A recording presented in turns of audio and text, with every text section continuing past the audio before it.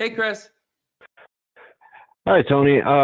Great pay-per-view tonight. I was wondering if you could give us a status update on Jon Moxley and Kenny Omega, their condition after the match, how everything went.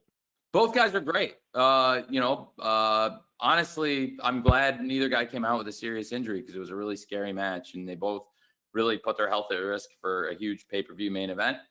I think it was awesome. It was a great spectacle, and I think we're all lucky that the bomb going off at the end didn't really hurt anybody. That Kenny's big master plan that he built a dud, which I think who would have thought when he drew up the big plan with crayons that maybe the bomb might not fail to take both guys out. So I thought that for the battle, it really delivered excellent action. Both guys came out okay, which is great because on paper it looked like the kind of match where somebody could get hurt. Thanks, Tony. Up next is Sean Lalos of CBR, followed by Justin Barrasso of Sports Illustrated. Congrats on the great pay-per-view again tonight, Tony. Thanks, man. Darby Allin earlier talked about, he said he put in about 90% of the work when it came to producing and getting that his match done. He's an independent filmmaker and a wrestler. Talk a little bit about what he brings to the product when it comes to producing, directing, and putting together all these incredible promos and vignettes that he puts together for you guys. I'm really glad you asked. Darby's a really great, gifted young filmmaker, and I'm so glad that you used that term to describe him because that's the term I used to describe Darby also. He's a great filmmaker, and working with him on this was a pleasure, and that's accurate. He did do 90%. I mean, Darby really was effectively like co-directing this, and we had a vision for it. This story I've been working on with him going back almost a year now with Taz, and we've had plans for a long time to bring Sting into it and do this match, and it all paid off in a really spectacular way. And everybody put their body into it. I can't say enough about the effort everyone gave, and particularly Sting coming back from such a long layoff. It was awesome. And as a filmmaker, Darby envisioned a great spectacle and organized all these shots. And every time we called cut, he was right there making sure we did it right. And there were times where it involved him doing something insane to do it a second time. And he was that willing to do it because he's so passionate about it. He's very, very gifted filmmaker indeed. And he's also a great wrestler and really, really, really important person to this company. Thanks, Tony. The next question will be Justin Barrasso from Sports Illustrated, followed by Stephanie Chase of Digital Spy. Hey, Justin. Justin, you're muted. Okay, thank you. Tony, I'll figure that out eventually. Two questions. First, is there a way to turn around that explosion? I'm not saying this is how you do it, but maybe by explaining Kingston's friends are backstage. I think no, we already. I mean, we're posting now what's going on with the explosion on social media. Have you seen, Justin, the promo that John did at the live event that some of the live fans have posted, but then we're posting it now. It's uploading from like the TV copy. I don't know if you saw what John said after the event. I didn't. I haven't yet. Okay. Then, all right. So to quote John, or at least paraphrase, if not word for word, Kenny Omega might be a bad son of a bitch, but he can't build an exploding ring worth of shit. Kenny, the plans for this we saw in crayon, and all through the match we saw, it looked very cool, and it's a very deadly, painful match. But at the end, I mean, I don't know what people really want. Unless you wanted us to actually explode the guys at the end, there's only so much you can do. So without actually blowing the ring and both guys up, I think the basic explanation is that Kenny's ring set to explode. His plan, as a heel who built this thing with a hammer and nails, as we saw, that the final bomb just didn't go off. Thank you for touching on that. My second question is always an unknown, Tony, when you put the title on someone. But can you touch on how Shida has exceeded expectations as champion? I thought she was sensational tonight. She was excellent in that match, and she's had a great history with Mizunami, going back to the beginning of AEW, going back almost 2 years to the very first AEW event, Double or Nothing. And they had an excellent match. Mizunami had several great performances through the Eliminator tournament, and Shida's been a great champion for us through the pandemic. She's had so many great matches, great main events on Dynamite, and great pay-per-view matches. I think she is a great champion and has been one of our most consistent wrestlers over the past year. Thanks, Tony. Up next is Stephanie Chase of Digital Spy, followed by Connor Casey of Comic Book. Hi, Tony. How are you? Great. How are you?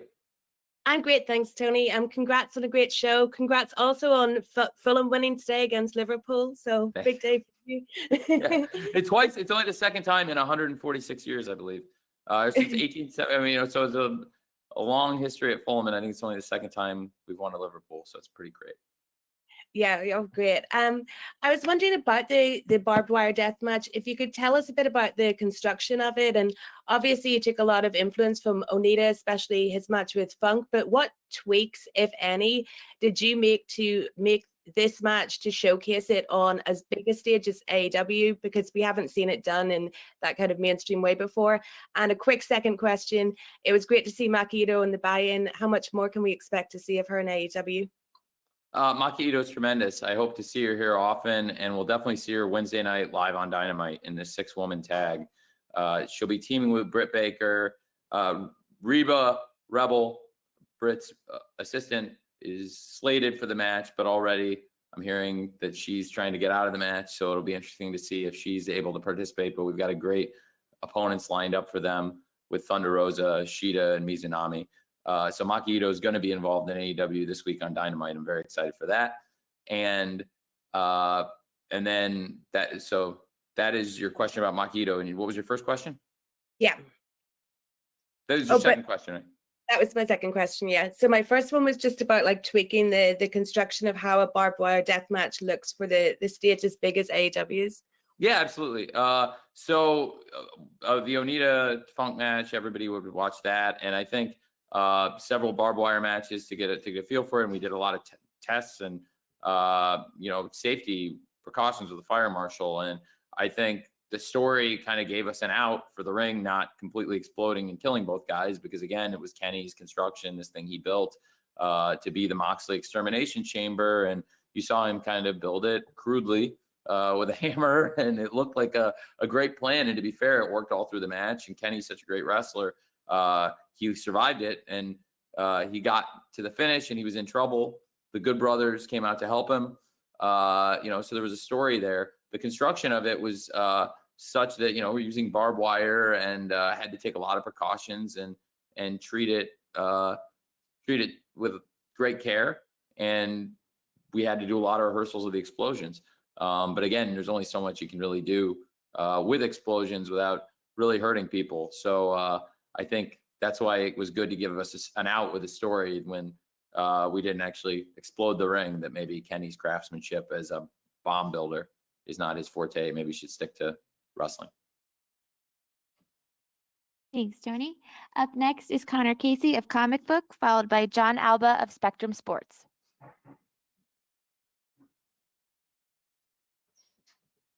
Hey, Tony, can you hear me? Yeah. Hey. Hey, how's it going? Tonight we saw the arrival of Christian Cage. I know that was a big shock for a lot of people, especially considering where the last time we saw him pretty recently.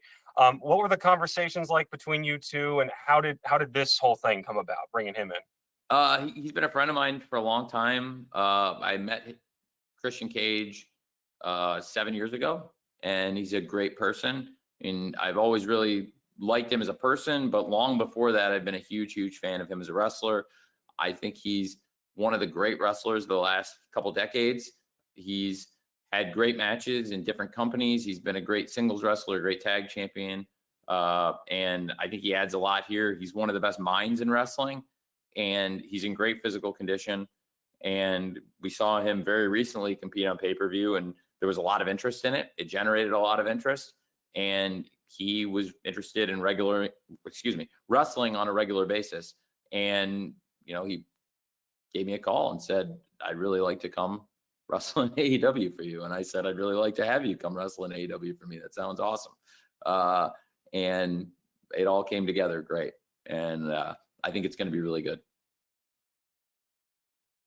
The next question is from John Alba of Spectrum Sports, followed by Dave Meltzer of Wrestling Observer. Tony, appreciate your time as always. Sure. Hope everything's going well on your end.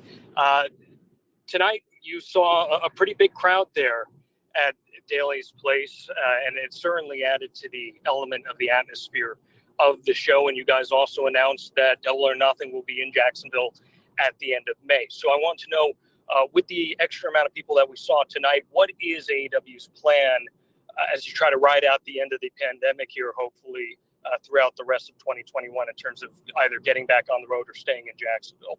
I think we're going to take it, every few months at a time. Right now, I can't say it's immediately where we want to rush out and pack arenas indoors, but I think doing outdoor shows, we've had great success. There have been throughout, I think, 7 months now of running, maybe 8 months of running AEW events now with live crowds, outdoors, socially distanced, fans wearing masks. There have been 0 known transmissions. AEW and the Jaguars here in Jacksonville, we've been running these events outdoors at, roughly 20 to 25% capacity since last summer. And we've had 0 transmissions here, outdoor events. And I think there's something to that. I know that doctors have said there's 99% less risk of transmission outdoors than indoors. I personally attended. Now, at AEW and the Jaguars, I'm working, so I'm running around. I don't necessarily sit out in the seats with the spectators ever and get to feel that experience. At the Super Bowl and at the College Football National Championship game with Alabama versus Ohio State, I did sit out in the crowd at both games in a pod and get to experience that. And I felt like it was a very safe experience. There was nobody anywhere near my pod, just like here tonight for the fans, other than myself and my group. And it was outdoors. And I thought what I felt is good right now with everything going on about being inside in the same environment. Probably not. I think this is very safe. And again, with 0 known transmissions in thousands and thousands of ticket holders across now, I guess, literally dozens of shows that we've done. I think that we should really look at that as, hey, this is working. And what I'd like to do is slowly increase capacity, but not put the pods too close together yet. And as we learn more and more about the spread of the virus, then we can kind of go and make a plan for touring. But right now for Double or Nothing, I just think it was maybe too soon to plan to pack an arena. Thanks, Tony. The next question is Dave Meltzer of Wrestling Observer, followed by Samantha Shipman of Daily DDT.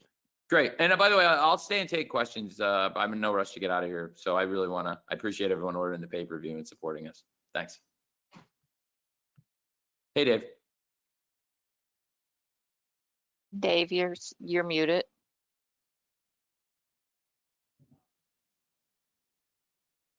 Did that work? There Hey, you yeah, go. we got you, Dave. Okay, cool. I guess first thing is, do you kind of have a time frame for the Young Bucks against Pac and Ray Phoenix? I think both teams are pretty beat up after the matches tonight. I know that we're gonna get Matt Jackson versus Phoenix, which is gonna be amazing. I mean, we saw Nick Jackson versus Phoenix is one of the best matches we've ever had on Dynamite, and I think one of the best matches ever on American television. And I'm statistically, I think the fans and you have agreed with that. So I'm really excited for Matt versus Phoenix, and then we'll see where those guys are when we come out of it. But it'll be in the next several weeks. It'll definitely be, well before Double or Nothing, and we'll know who the tag team champions are going to be as we are on the road to Double or Nothing now. But I'm really excited for the match, and I'm very excited for Matt Jackson versus Phoenix on Wednesday night. Is that the only question, Dave, or do you have something else? Oh, okay, sorry. Yeah, no, I was just muted for a second, but I mean, as far as the signing of Christian and everything, I know that you kind of brought this up and everything. So was this something that just really come up in the last couple of weeks, or is this something that had come up for, further back? No, it came up in the last few weeks. Paul and I had been talking and trying to put together a deal. And as I looked to launch Elevation, that took a little bit more time to come together as we're putting that deal together. And that one I kept a secret a little bit longer. This came together pretty quickly. Christian Cage had just recently returned to the ring and looked incredibly impressive. And I was not aware that he did not have a contract and was going to be interested in wrestling for us. He's a friend of mine, and I didn't know he would be coming here. I really never in a million years would have imagined it. And honestly, I was kicking myself that he wasn't here when I saw him come back. He got a great reaction, and I can't say it enough. I just have so much respect for him, and all the wrestlers here do. This locker room has so much respect for Christian Cage as one of the great minds and one of the great wrestlers. So many people here consider him one of their heroes. And, it's great that the younger generation is going to get a chance to wrestle with somebody who's known for being one of the best minds, not a selfish person at all, who's looking to share their knowledge with all these young wrestlers, because we have so many great young wrestlers in their 20s. And we're expanding our programming this year, doing more shows with the Dark extension now and Elevation launching, a week from tomorrow, the 15th on YouTube, but also launching another hour on TNT. So we're expanding the roster and having someone awesome, a great headliner like Christian Cage is amazing. And also, again, so many of our main eventers, there's some of them he has great history with, and there's so many main eventers on this card that he can have great dream matches with that people never thought they were going to see. And, I know there's great interest in him because there was great interest in him very recently, just in the last several weeks. So definitely got a chance to gauge the interest in him.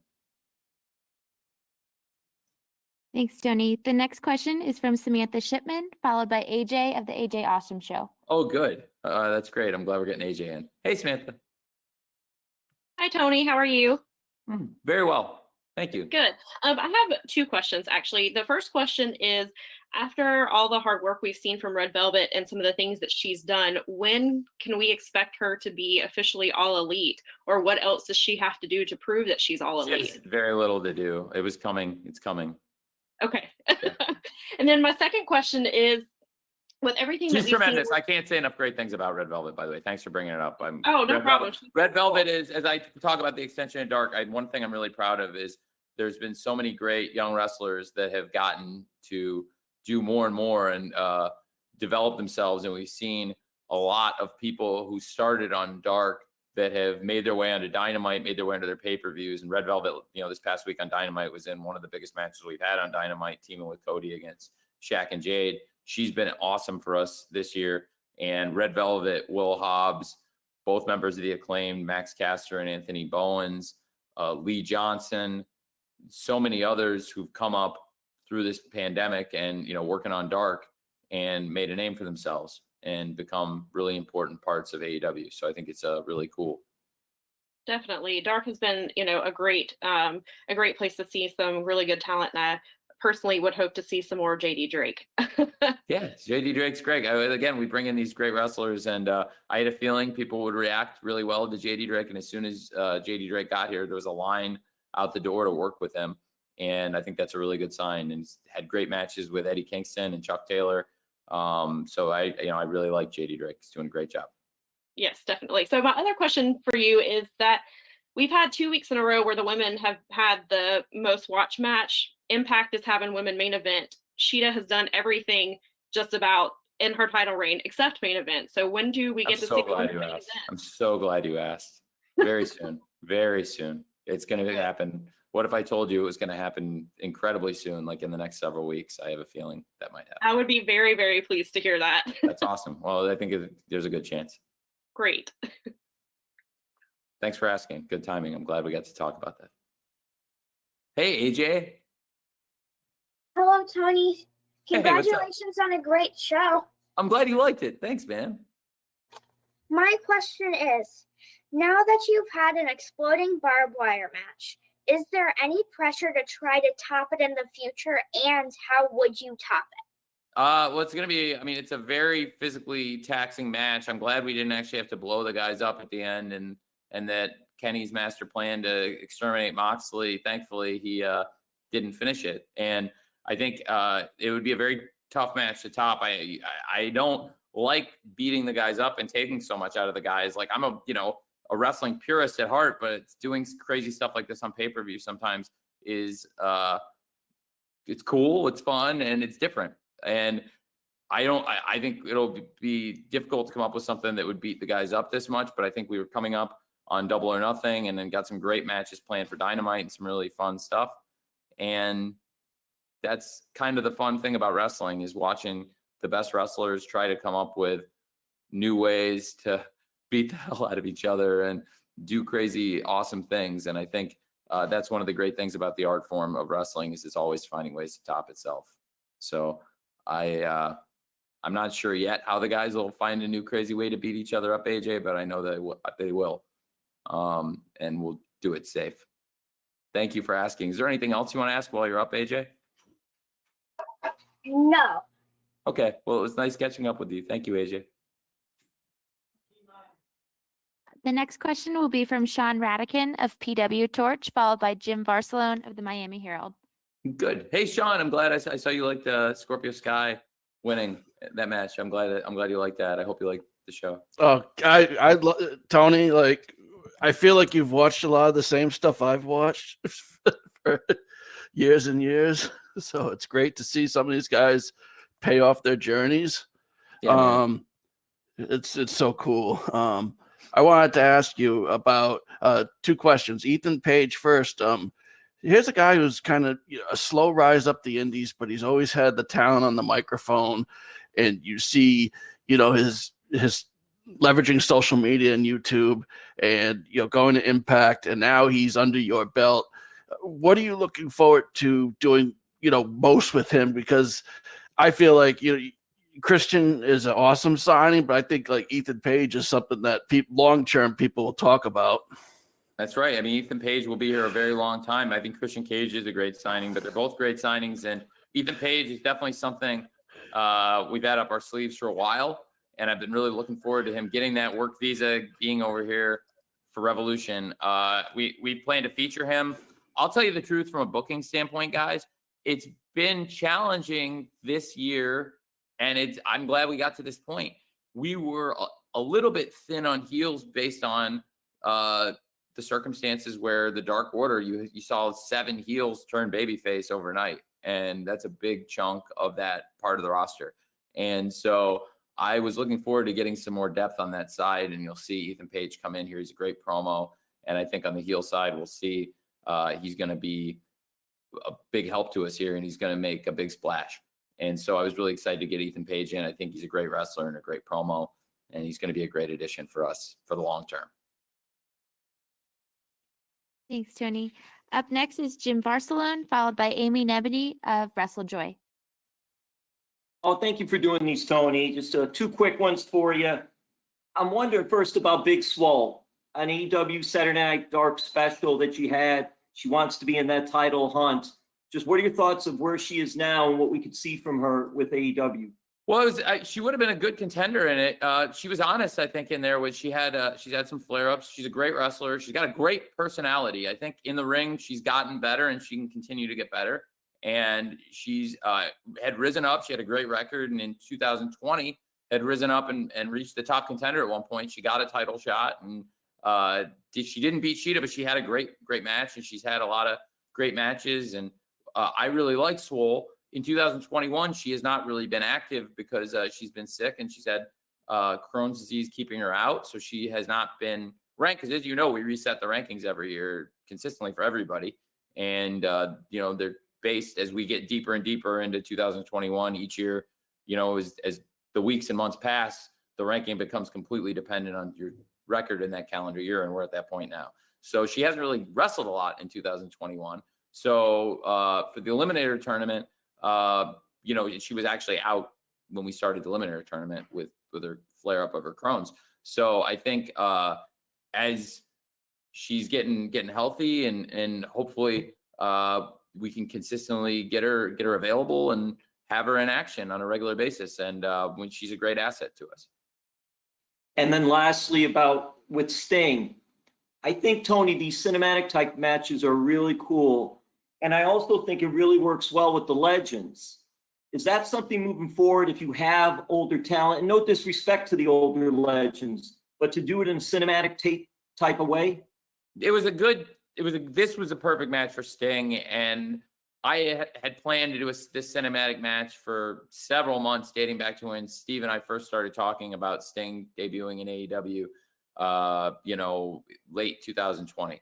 And when I told Darby about this, he and I began kind of planning it out, and I gave him the basics of it and the finish and some key stuff. But like he said, I mean, he really did the heavy lifting on planning the shots and storyboarding this thing. He's a great visionary. And that's what I always say, like the great connections in wrestling, like when you really see the great creative partnerships, when there's somebody like that, a great star who has like a visionary and has a plan.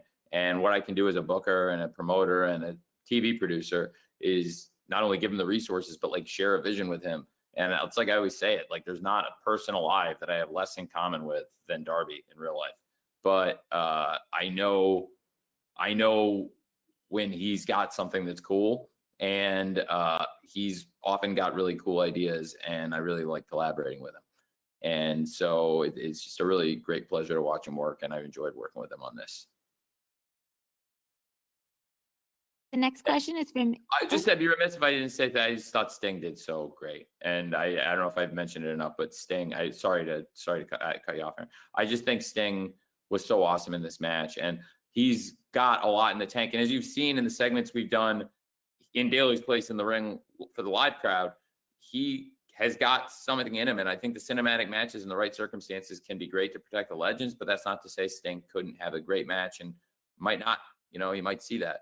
So I think the cinematic matches, we'll see Sting in those probably, but I wouldn't rule out seeing Sting wrestle again, because I think he's shown he's very capable of that. And I'm really proud of how hard he worked, and he deserves great accolades for what he did. And Team Taz really did a lot through this program to keep this thing hot, and they worked really hard in this match too, Brian and Ricky and everybody.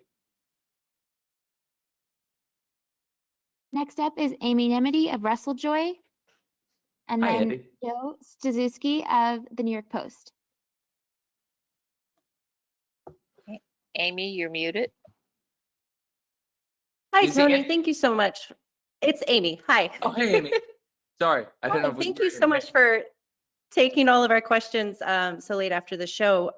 So last year's Revolution obviously won awards for the best show in wrestling all year. You had mentioned it was your favorite wrestling show of the year, one of them. How did this year's Revolution stack up to last year's Revolution in your mind as a fan and as a booker, obviously, of your own show, with the variety that you had in this year's Revolution and how the storytelling played out? It was a great show. It's it's different circumstances, the pre-pandemic shows versus the post-pandemic shows, but in the environment, I thought this was an excellent show. I can't wait to get back to when we're packing arenas, but I thought that support of the 1,300 fans we had here in Daly's place for the live crowd was tremendous. And it's not quite what we had last year at Revolution in terms of the packed arena. It's it's a different environment, and that added a lot. But I thought it was a great crowd tonight, and they made for a great show.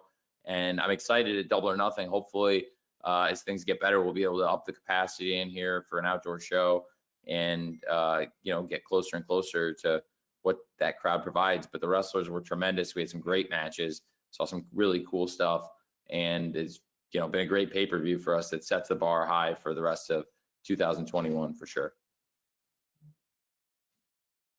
Thanks, Tony. And now for the last question, as per custom, we've spun the wheel, and Joe Staduski of the New York Post is up. Joe, the floor is yours. I get to finish this. I know, Tony, you explained obviously why the end of Moxley Omega went the way it was, but is there any concern for the people who just turned off the pay-per-view, maybe didn't see the social media, maybe thinking that moment was the way maybe it wasn't supposed to go that way, or it under-delivered for them in that moment because they may not get the storytelling in it or see the addition to what came after the pay-per-view? So that makes sense. I mean, I think most of the people, I'd say like the vast majority of people who order the pay-per-views do watch Dynamite. So, we'll address that for sure, because we definitely addressed the construction of the chamber. You saw Kenny building it kind of crudely with a hammer and nails and stuff. And then when he released the rules, he did it with crayon, and it looked really cool, and it looked like a great idea. But, in the end, his plan as far as the wrestling aspect of it worked. He's a great tactician in terms of wrestling. When came to hang with Moxley, and really at the end, it really came down to having the Good Brothers come in and help him win the match. But when it comes to building exploding rings, that is definitely not his forte. And the crayon drawings and the hammering, like Garth in Wayne's World with a hammer on the hand. I don't know if anybody gets that reference. Does anybody get that reference? Garth in Wayne's World. All that construction stuff, clearly the final explosion was not enough to take out Moxley and Kingston, which is good because we need Moxley and Kingston in one piece. And if the ring had exploded them, we would be in real trouble. So I'm glad it didn't blow them up completely. So it gave us kind of an out there with Kenny being in charge of the construction, since we couldn't actually blow the guys up for real. And then my last one is adding Paul and Christian and Sting and some of these other, when you're launching new programming, how important are those guys to potentially getting new eyes just from the sheer name recognition on some of those programs, whether they're wrestling or commentating? Well, I know that we've gotten, right now we've had the preliminary streaming numbers are record high. I think this could be one of our highest bought shows, if not the highest bought show we've ever had. It's definitely going to do very, very well. And I have to thank the audience for that. And, so I hats off to our audience once again. The early returns are that this was, a big success. So is that pretty much, is there something else you wanted to ask me, Jim? No, I just think obviously Paul's going to be part of a new show, and you obviously you can put. I think that they're, the combination of Sting's arrival and his comeback match and all the great matches on this card, and then the star power coming in with Paul and the arrival of a new star, plus debut in the ladder match with Ethan Page. I mean, familiar faces. I said we're going to come in and some new faces. And I think that's true, and that's going to be consistent the rest of the year. I would be remiss if I didn't leave the Scrum without promising everyone this, which is that in this year, 2021, I guarantee you I am going to have some aces up my sleeve this year. You are going to see some cool stuff. You are going to see stuff you did not expect to see. This is the beginning. And I really appreciate everybody who tuned into the show tonight, everyone that streamed it and ordered it on pay-per-view and was here live. I promise it's going to be a great year for AEW. I can't wait until we get more and more fans in the arena. I'm glad we got out of the show tonight without any really serious bad injuries, because, there's a lot of scary matches on this show. And everybody did a great job in the ring. And, I'm just really appreciate that. The fans live were great. And again, I'm just really grateful we had a record pay-per-view audience. And so it was a great night for us.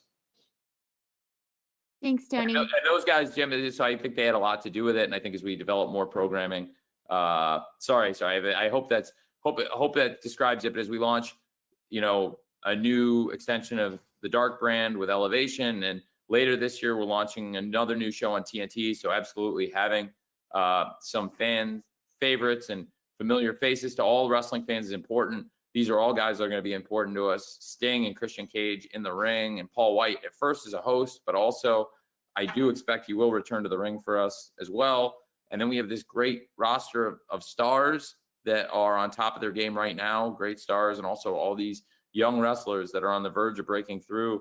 And really, even behind them, guys that are on the verge of being on the verge of breaking through, which is pretty awesome. So I think everyone can see the depth here, and it's a great time for us to expand our programming. And so having more star power is a very good thing, and it's not going to stop. Christian Cage is a huge addition. Paul White was a huge addition. Sting was a huge addition.